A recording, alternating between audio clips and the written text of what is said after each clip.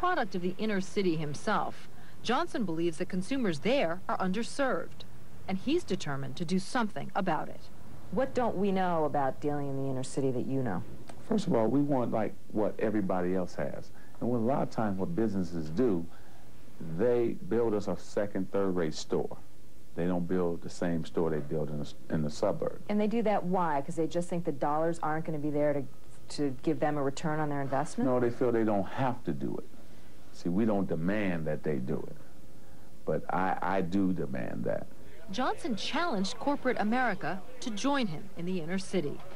And with his business partner, Ken Lombard, began to create strategic alliances, 50-50 partnerships with some of the biggest and best-known brands in America. Loaded with research. All right, and would that be a Vente? They help select the site and help the chains tailor their businesses to meet the needs of local customers. Everybody else was shying away, and no, this makes good business sense. His first partner, Sony Pictures. In 1995, he opened the first Magic Johnson Theater, a 12-screen, 3,700-seat multiplex in Crenshaw, not far from where the Rodney King riots devastated Los Angeles in 1992. Sony brought the theater management experience, while Johnson brought the street smarts. When we were going over the inventory, I said, they're going to drink the Coke, but we need the flavors because minorities love flavors. So our sales were kind of low. You know, they was all right. So he said, okay, let's try these flavors. Shoot, we tried those flavors, and sales went way up. Meanwhile, I'm thinking, I am the whitest white girl that ever walked. I have never had an orange or a grape or a, what else? What else is a big seller? Great strawberry. No, you haven't. See? But in our community, that's what we drink. And that's what you bring. That's what I bring. So Johnson added fruit-flavored sodas in L.A. At his theater in New York's Harlem, the menu includes chicken wings and buffalo shrimp. Minorities go to the theaters different from you. See, we're going to have dinner in the theater, where by how you were raised and grew up, you may go to dinner before or you'll go to dinner after. We couldn't afford to go to the movie and then go to dinner afterwards. That's too much money. And that's continued through generations. The combo with your Coke, Sprite, strawberry. Johnson is doing more than bringing big business to urban America. He's also building a brand, his own. In his first theater, for example, he made it clear, this theater belongs to the entire community. When you first started with the theaters, you, in essence, laid down the law. No gang colors, no certain kinds of caps. So we've got a few policies that apply to everyone. They're not meant to disrespect. They're there so that we can all have a good time. So if you have a problem, leave it in the street. Do you still do that? Yeah, because, well, it's important. We've earned their respect, and they've earned our respect, in a sense. So what has happened now is this is a place for them to come and enjoy a movie, too. Any new issues emerged in the past couple years that you found yourself having to talk to people about? No new issues. That was the biggest one. And I'll tell you, well, it's been great. You know that we've been there almost 10 years. That theater hasn't been touched. We haven't had one graffiti mark, no fights, nothing. Johnson has become the Pied Piper of the inner city. Where he goes, business follows, and so do profits. They're following the money. They're following the success. He now has 5 Magic Johnson theaters, which last year sold over 3 million tickets and had some of the highest concession sales in the country. The Sony partnership became a model for other corporate alliances. TGI Fridays, fast food chain Fatburger, and Starbucks. You're actually accelerating Starbucks' move into inner city markets. Yes, yeah. With all of his ventures, Johnson lends a little bit of magic and a whole lot of muscle. No detail escapes his attention. As a player on the court, you always knew where everybody was and where they weren't. Are you the same way with your businesses? Oh, no question about it. You know, I'm playing the same role. I'm the leader, the captain. I dish the ball off, same thing, and we'll go to win the championship. Nothing has changed. Business, whether it's business or the basketball court, it hasn't changed. Coming up, staying ahead of the game, scoring points and pulling in profits when Pinnacle returns. Buzzer, you can count it for Magic.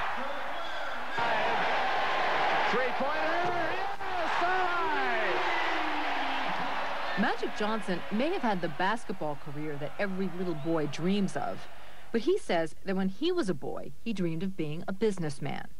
His first job, cleaning office buildings in Lansing, Michigan.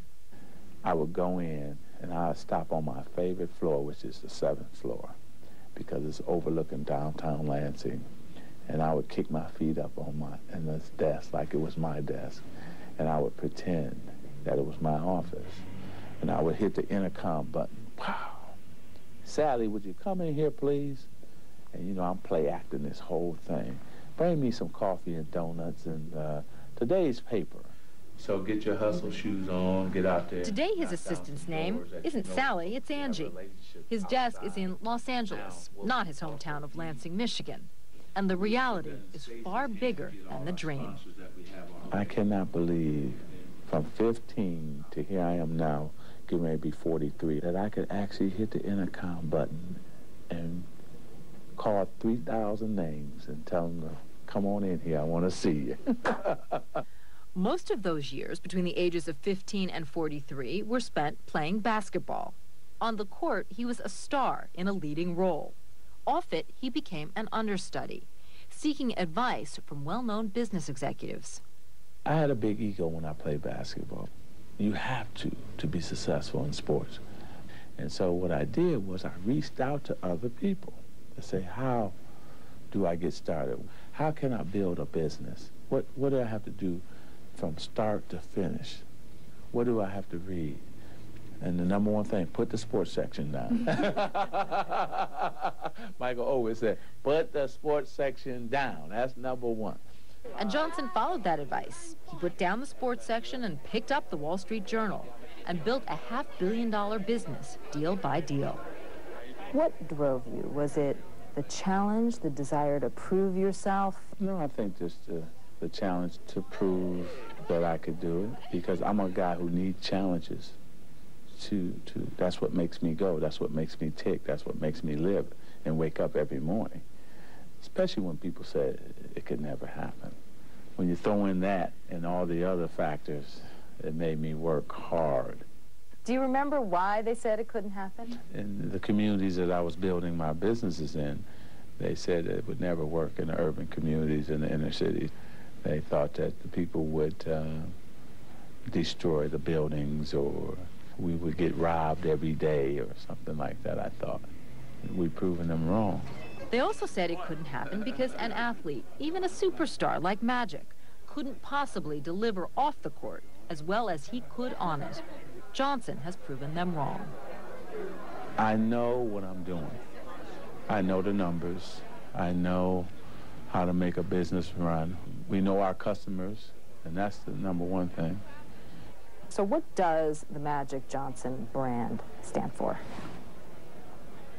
It stands for quality in the urban communities across the country.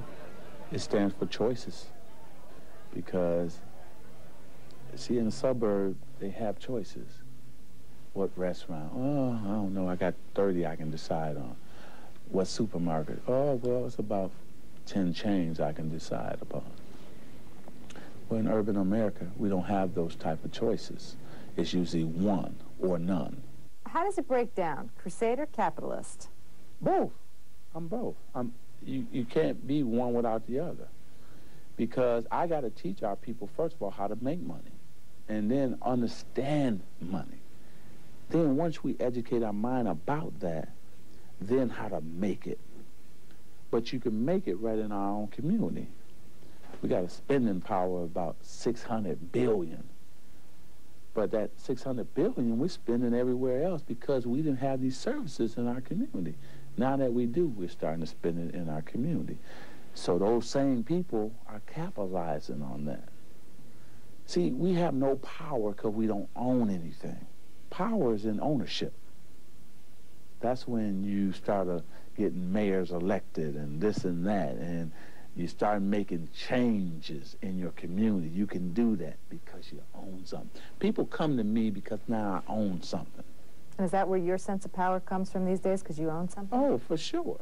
For sure. You look, if I was just Magic Johnson, the basketball player, They're not knocking down my door.